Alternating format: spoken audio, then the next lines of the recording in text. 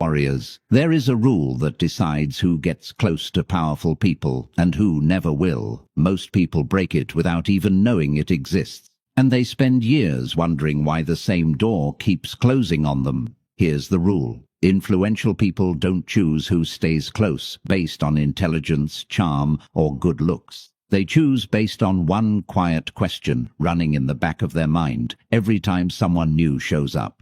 What does this person actually add to my life? Almost nobody realizes that question is even being asked, so they spend years trying to get close to successful people the wrong way, asking for favors, asking for attention, asking for a chance, and every time they walk away confused about why the door stayed shut, while someone else seemed to walk through it without even trying.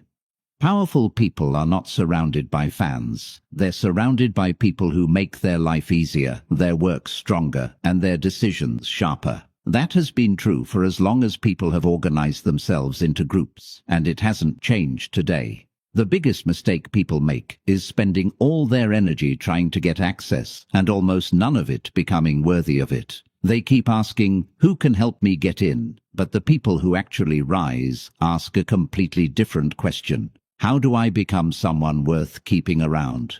That question is what this entire video is built on. Not tricks, not shortcuts. Just a clear look at how influence actually forms between people and how it's lost just as fast. 7 laws, straight from Machiavelli's understanding of human behavior, applied to real life today. Apply even a few of these, and you'll notice how differently people start treating you.